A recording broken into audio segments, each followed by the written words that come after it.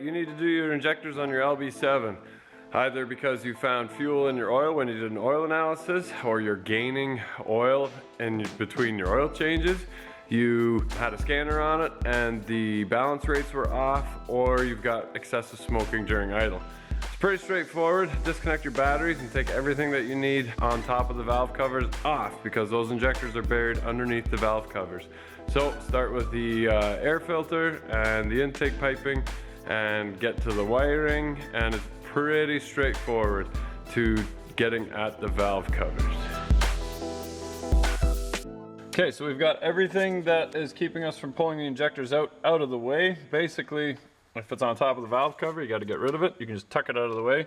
The AC, you can unbolt it, just kind of lay it over and then lay it back, however you want it out of the way. To get your injectors out, you can take a line that you've removed from the rail and just put it on the injector side.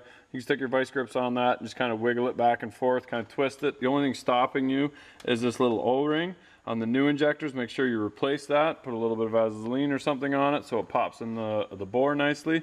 If that doesn't do it to pull it out, you can take a screwdriver and kind of lift underneath this lifter. This is what holds it down. And that just sits on a little dowel pin that sits in the head, and it's an 8mm or 5/16 Allen that holds it down.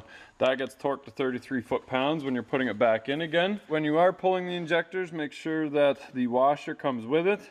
When you're pulling the return line off, make sure you get both halves of the that washer as well that likes to snap. When you pull the return line off here, that little bottom washer likes to fall in, so make sure you get a hold of that. If the washer gets stuck in the bore, take a head bolt from like an LS, something like this, nice and long, and I just shave the threads down a hair. See the end there? And then you can stick it in the hole and try to get your washer back. Let's see if, I think there's a number, I don't know if I did it already, but stick it in there and the threads will pull it. No, I think I already got the washer out. I'll double check with a mirror, but make sure that that is out, and then use this bolt to stick it in the bore, and then use your blowgun and blow all the crap out before you drop your injector in. And that's all there is to it. We'll throw the injectors in, we'll torque it down, and then we'll get to replacing the covers and lines and all that fun stuff. Here we go.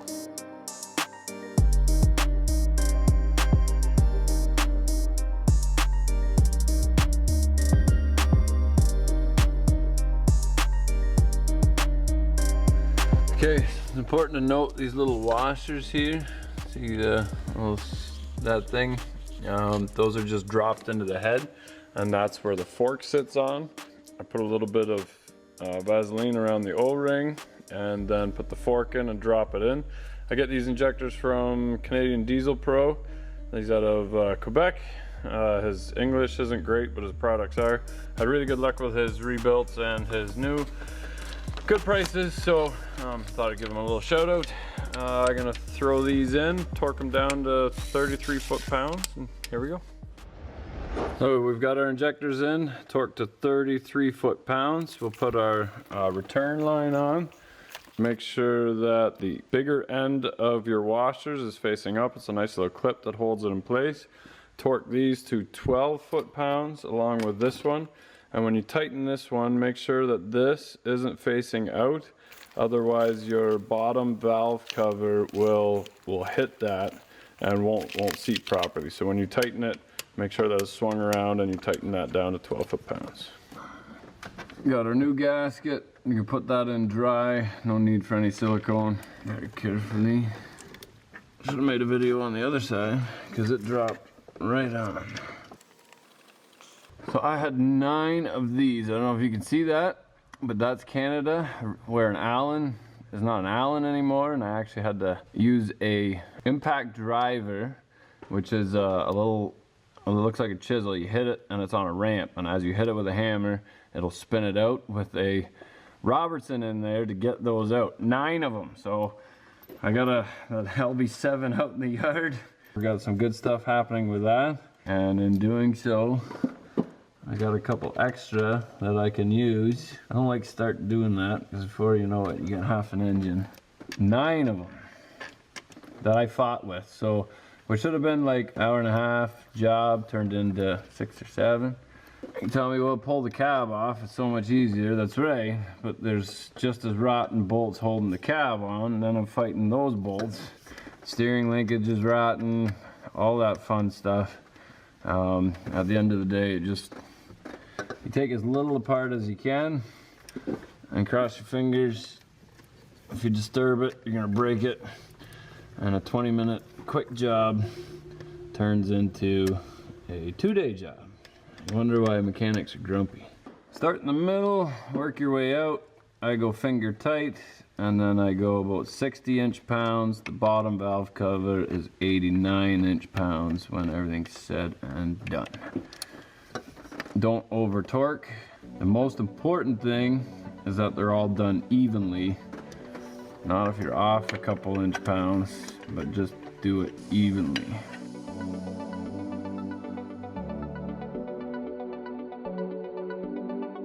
Okay, the lower valve cover bolts get torqued to 89 inch-pounds. I start at 60 or 50 or 40, whatever you want, and then go up to 89. Start in the center, work your way out. One's at the back, put the best bolts in the back that aren't stripped, and you might have to just settle with an Allen wrench tightening those, because it's a giant pain to get on it. If you can get on it, good for you. I just try to tighten them. It is important to torque them down evenly.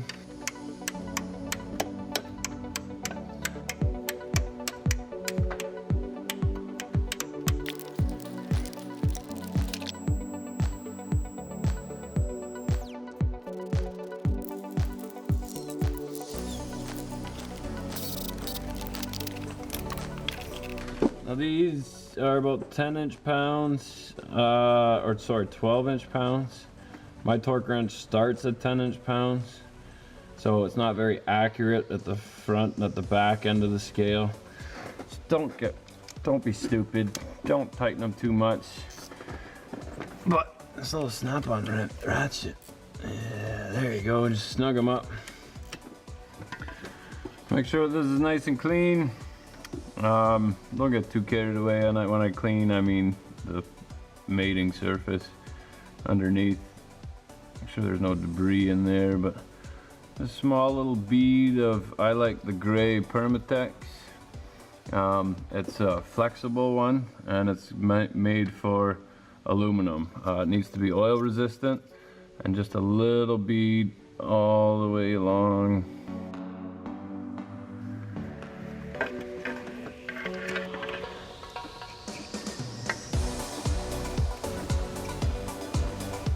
Put the bolts in finger tight to start, and then same thing, start from the middle, work your way out, just until you see that silicone squeeze out a little bit, and then just let it sit for an hour, and then torque it to 71 inch-pounds.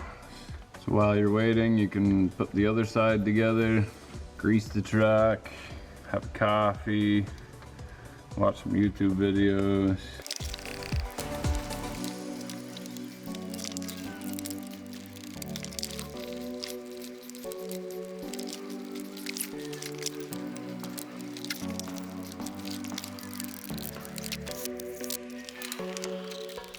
Now on a mechanical injection pump, you'll notice that every one of the lines is the same length. And that's because the lines actually swell with the pressures of the injection system. With the common rail, you won't see that because they're pressurized all the time, and it's the injector that fires it itself at the desired time. So you get a more controlled injection with a common rail injection system. Especially in Canada, when the lines start rotting away and they start flexing a little bit more than normal. Problem is, when one line goes on a common rail, you got a lot of fuel spraying in a lot of places. So these get tightened tight so they don't leak, and the rest of it is just put it back the way you found it.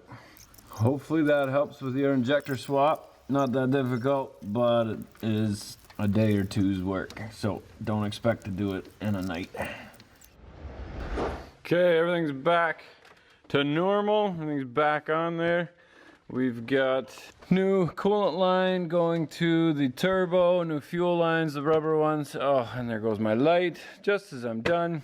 So we will pump this until we start feeling it get hard. And then we can try and start it. We'll crank it for 10 seconds and then we'll pump some more and then we'll crank it for 10 seconds. This is your coolant bleed, so take that off, fill that up until all the bubbles come out of here, and then it's a steady flow of coolant. And away we go.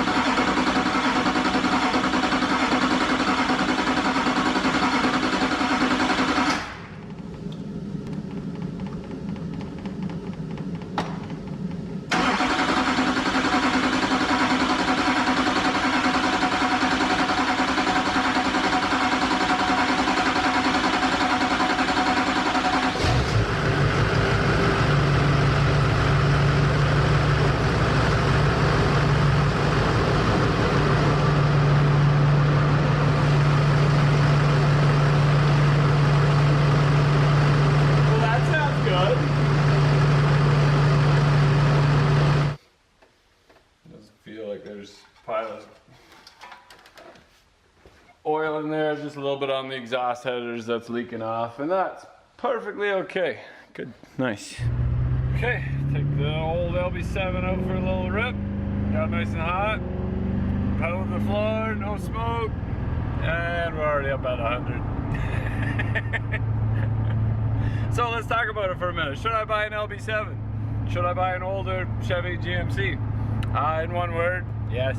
It was early on that injectors were failing and GM kind of denied it for a while, and then they admitted, okay, yeah, it is a problem, we're going to replace the injectors. So once the injectors are replaced with some good quality injectors, you really have a pretty decent engine. Here's the turbo, here's the 5-inch exhaust tip. It's a nice truck. I'm going to give this one back. Got a squeaky fan belt, unfortunately, but that'll go away. Comment down below if you know of any other common issues with the LB7s, the first generation diesel in the early 2000s trucks. Comment down below, and if not, happy trails. Don't spend too much on a truck. I had a buddy pull in there with a 05 that had 400,000 K on it, and they were asking 20,000 at the dealership. Go buy yourself a used truck. Get the price down because the tappets are noisy and the injectors are shot. Do the injectors yourself, set the valve yourself, quiet that thing down, put some brakes on it, tires on it, you got a good truck. Here we go.